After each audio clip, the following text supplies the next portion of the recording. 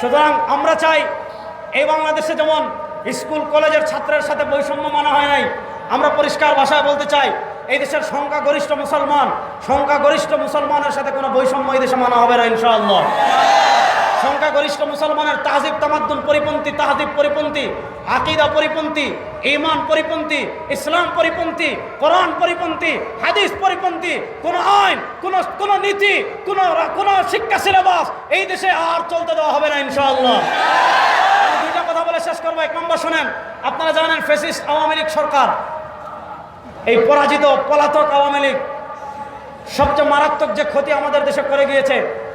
আমি আওয়ামী লীগ পতনের আগে সম্ভবত গত বছর আমাদের পোলোগ্রাউন্ড মাঠে, চট্টগ্রাম পোলোগ্রাউন্ডে আমি বক্তৃতা করেছিলাম।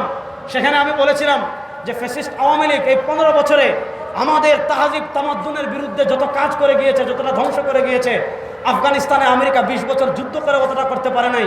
এর ভিতর সবচেয়ে বড় ধ্বংস তারা কী করেছে আপনারা জানেন। কামাল আতাতুর্ক তুরস্কে ক্ষমতায় ছিল মাত্র কয়দিন, 1924 থেকে 1938। ভালো করে বুঝবেন, 1924 থেকে 1938 এই 14 বছরের ক্ষমতায় কামাল আতাতুর্ক কী করেছিল জানেন? তুরস্কের শিক্ষা সিলেবাস থেকে ইসলামকে বাদ দিয়েছিল, কোরআনকে বাদ দিয়েছিল, হাদিসকে বাদ দিয়েছিল, ফিকহ বাদ দিয়েছিল, নবীকে বাদ দিয়েছিল, সাহাবাকে বাদ দিয়েছিল, ইসলামের মৌলিক সব কিছু বাদ দিয়েছিল। একটা জেনারেশন গ্যাপ তৈরি করেছিল। এই শিক্ষা সিলেবাসে পড়ে যারা বড় হয়েছিল তাদের ভিতরে ইসলামও নাই, কোরআনও নাই, হাদিসও নাই।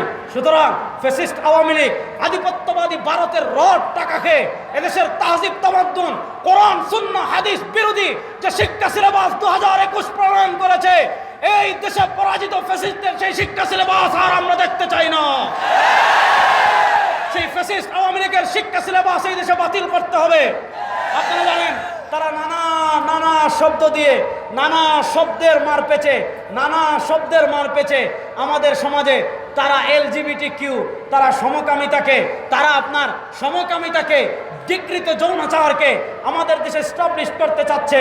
আমরা এই পরাজিত বাংলাদেশ আর নাই, ফ্যাসিস্ট বাংলাদেশ আর নাই। এখন স্বাধীন বাংলাদেশ, ছাত্র জনতা ইমানদারদের রক্তে অর্জিত স্বাধীন বাংলাদেশ।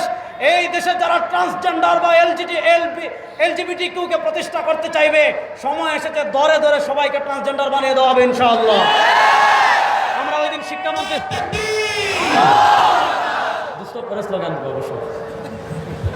আমরা শোনেন ওই দিন শিক্ষা সিলেবাস নিয়ে আমরা শিক্ষামন্ত্রীর সাথে দেখা করেছি।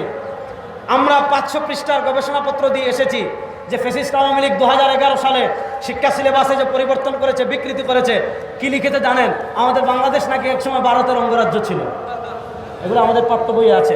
তো আমরা বলে এসেছি যে শোনেন, আপনারা যে অন্তর্বর্তীকালীন ক্ষমতায় সরকার আছেন, আপনাদের পায়ের তলার মাটি কিন্তু আমরা, আপনাদের পায়ের তলার মাটি কিন্তু আওয়ামী লীগ না, আপনাদের পায়ের তলার মাটি কিন্তু নাস্তিক না, আপনাদের পায়ের তলার মাটি কিন্তু বামপন্থী শাহবাগীরা না। আপনারা কিন্তু ক্ষমতায় যে শক্তির উপর ভর করে দাঁড়িয়ে আছেন, সেই শক্তি হলো দেশপ্রেমিক সাধারণ মুসলমান। সুতরাং আমরা বলে এসেছি, এই দেশপ্রেমিক সাধারণ মুসলমানের তাহজিব তামাদ্দুন, কোরআন সুন্নাহ আকীদা বিরোধী শিক্ষা সিলেবাস যদি আবার বাংলাদেশের মানুষের উপর চাপিয়ে দেওয়ার চেষ্টা করা হয়, আপনাদের পায়ের তলায় মাটি থাকবে না বলে গেলাম ইনশাআল্লাহ।